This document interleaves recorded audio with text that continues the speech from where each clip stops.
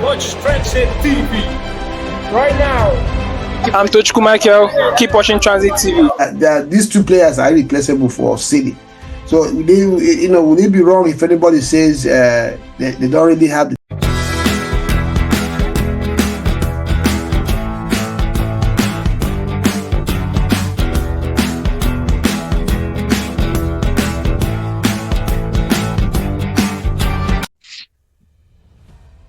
Transit TV? Welcome back again to our weekly EPL roundup for the key games over the weekend. It was quite an interesting and exciting weekend. Some very exciting results came in, and it's looking very tight at the top end of the table, and a few teams are still struggling. Yeah, today I have Somi repping United, and of course Ugum as usual on the studio to look at a few talking points in this game. Guys, you are welcome to the show. Thanks, Reggie. Yeah, always a pleasure to be here. Yes, the first game of the weekend was Newcastle City. That game ended 1-1. City scored and Newcastle equalized, and first full game without KDB and Rodri together for Manchester City. And if you want to be honest, City struggled in that game. They were not at their best and barely managed to escape with a 1-1 draw. Let me ask you right quick. City, do they really have squad depth? I think they do, absolutely. If you're bringing in 10 minutes to the end of the game, you're bringing in Savinho? Yeah, Savinho, yeah. You're bringing in Savinho and bringing in Doku. These are very effective players, players that are quite talented. You have the luxury of bringing them in. You have the luxury of bringing in Foden. Of course, you have Haaland there. So, yes, I believe they have a very deep squad. The reason why I asked the question, so I don't know if you want to touch on that, is, last season, we saw that all the games that they lost last season because Rodri did not play. And when they were missing KDB in last months of this team, most times they struggle. Only last season that Foden came in and did a good job while he was away.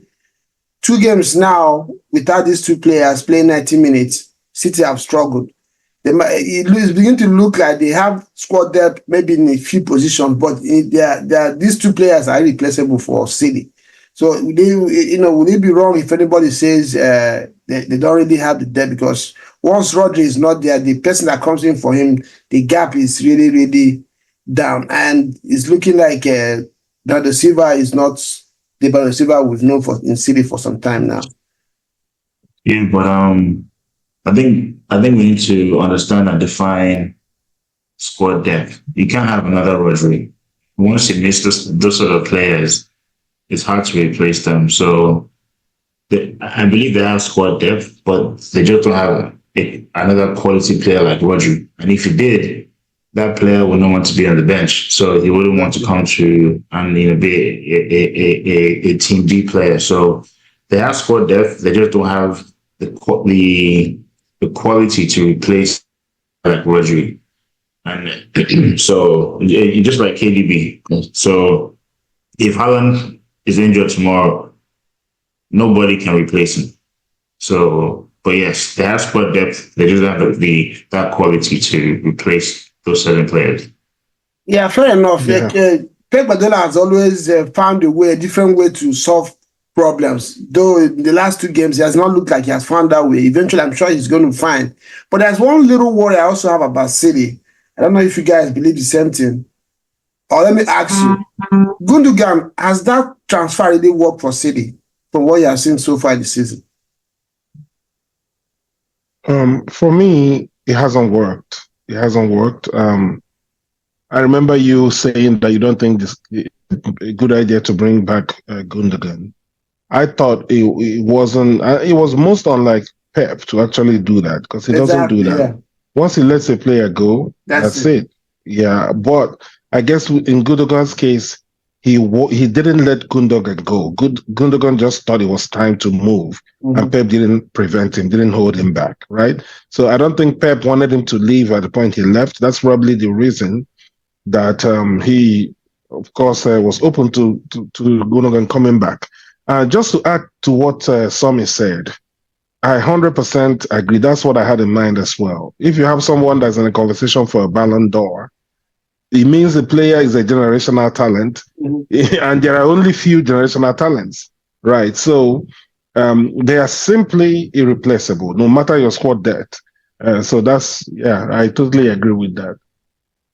In 2 seasons now, under Eddie Howe, I think Newcastle has been a big thorn in the flesh of most big teams, especially Manchester City. Why is that? I said it begin to initially in Pep Guardiola's reign in EPL, City will have the flamboyance and also could mix it physically with teams. Last week we saw them against Arsenal. It became an issue. They complained that Arsenal was playing a negative football. They couldn't really. Arsenal was could really mix it up with City. Newcastle will know that they have that in their game, and they've not been a problem for City. I've seen City beginning to become that team that can physically, physically take care of in the game. Is that the reason why Newcastle is a problem? It has become a problem for them to deal with? No, I don't think. If you remember the days of Mourinho, I don't think he ever won the game at St. James Park. St. James Park is not an easy place to go to, no matter who you are. So I think it was just one of those games. It was the first game playing without Rodri, and to now go to Newcastle, it's not easy to adapt. And even if you had Rodri, they were not going to go and win 5-0, 4-0. They're just going to face it. So obviously they've lost that key guy. So. Yeah, but they had the same problem with Newcastle last season. It's still the same. And yeah, I'm saying. So Newcastle is a tough game. And Newcastle have physical, from Joe Linton to Anthony Gordon. These are physical players that, they go for the man before the ball. Kind of players. And obviously with the Arsenal one, Arsenal is not a small team. So no matter where you are, they're going to no matter who plays Arsenal today, they're going to face a tough game. So they've just been two tough games for City that they haven't scraped through. Let's see what happens in the next game. But I think, like I was telling, I call him my dad, on Saturday, that Pep, for the first time in the Premiership, is reacting to the way he reacted to Mourinho in the Madrid days, when now he hear him telling Arteta he want war. He's reacting to Arteta saying that he knows things about Man City. He's reacting. So I think that Pep will not do on a normal day. So clearly he's feeling that heat, So I think it will be an interesting season with how things go, especially without Rodri. So do you agree with him? Yes, I completely agree. On one side, being that Newcastle are, would I say notorious or would I say popular? They are notable for playing physicality, yes. So everyone struggles at St. James Park, no doubt about that.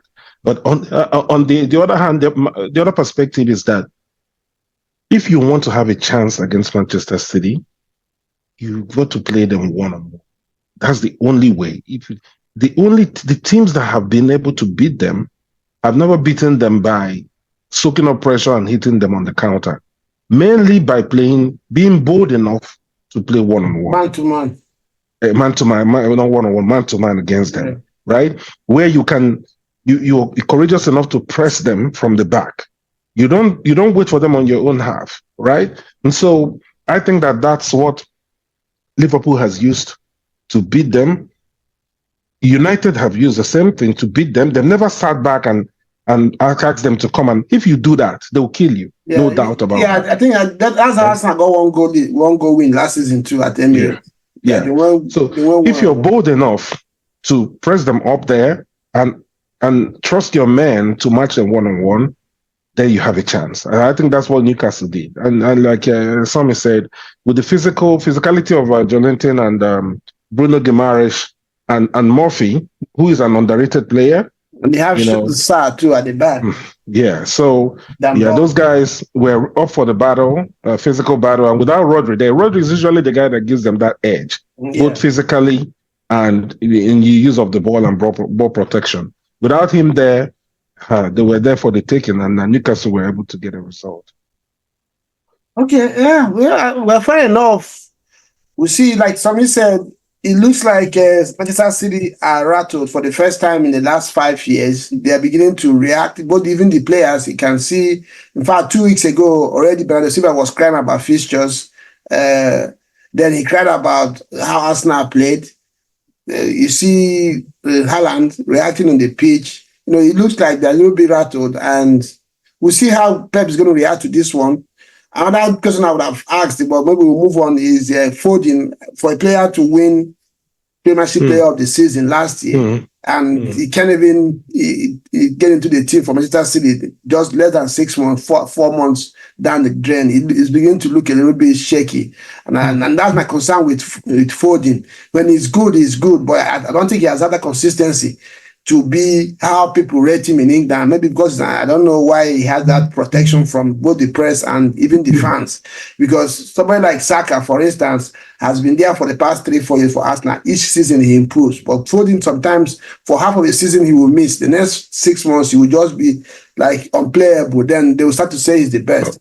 You see Kobe Mino now, he's coming up from Manchester United. And if he continues like that, for me, those are players I respect more. But Foden, sometimes he just goes out of radar. So can I say something about that? Go ahead. Yes, I was yes. For me, this goes back to your first question, Rich, about squad depth. Man City can manage without Foden. Arsenal couldn't manage without Bukayo Saka, or manage without Kobe Mainoo. This shows you what Man City has. If the player of the season is no one getting... but to counter that, since KDB came, except he's injured, they don't rotate KDB, they don't rotate Rodri. No, that's my point. That's not true. No, if they don't rotate those players, except they are injured. No, but if KDB is fit, he played because it's KDB. Right? That's what I'm saying. That's the quality coming up there. Pep doesn't trust Foden like that. But thing is, I won't say trust. Pep trust. It's just that he has the Savinhos, the Grealish. He has all these players. Don't forget that these players. And they mentioned Saka. There's no replacement for Saka at Arsenal. If it's good or bad, he plays because there's no replacement for him. I can guarantee you that if Arteta had Savinho, Grealish, all these boys, Saka, when his bad, is coming out.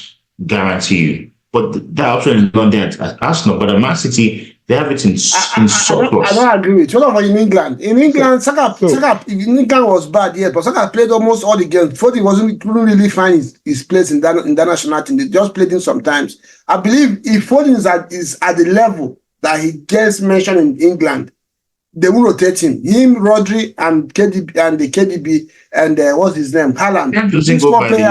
These four players would have been.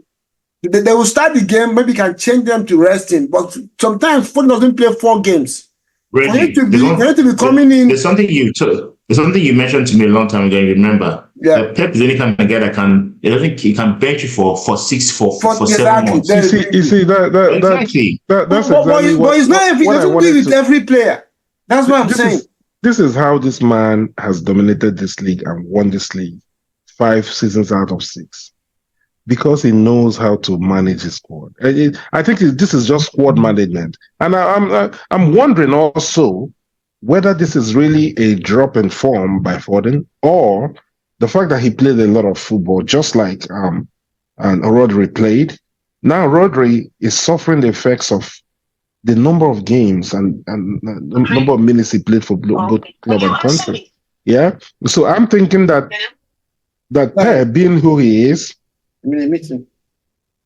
right. Pep being who he is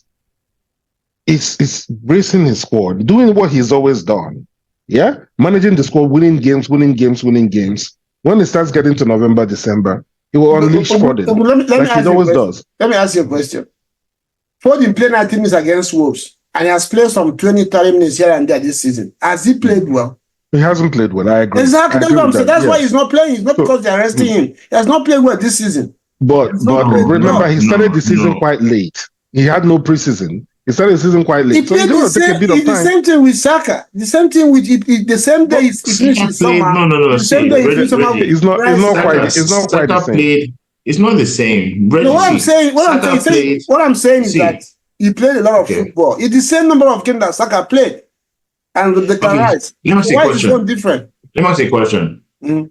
Is Saka playing to the level that we know Saka to play at the moment? No, Let's be honest. no, but No, he's Exactly. not. Wait now. Okay, so why can't they bench him? Because there's nobody else to bench him with. No, In Arsenal. no, Saka has assisted all but one of Arsenal goals this season. So he might not be that. You know last season they still said the same Assist can thing. be from corner. No, hold on. So- It's part of. You can't dismiss that. I agree. Last season they said Saka did not perform at his level. It wasn't a good season for him, but it was just 2 goals short of what Foden contributed. So that tells you that where Saka is even at another level. It's not about Arsenal, it's about the boys' quality. In the national team, the same thing. In the national team was bad. Saka still stood as long as we found a way. But let's move on. But I feel personally that Foden gets protection. If Saka does what Foden, drops the way Foden drops at times in form, they'll write him off.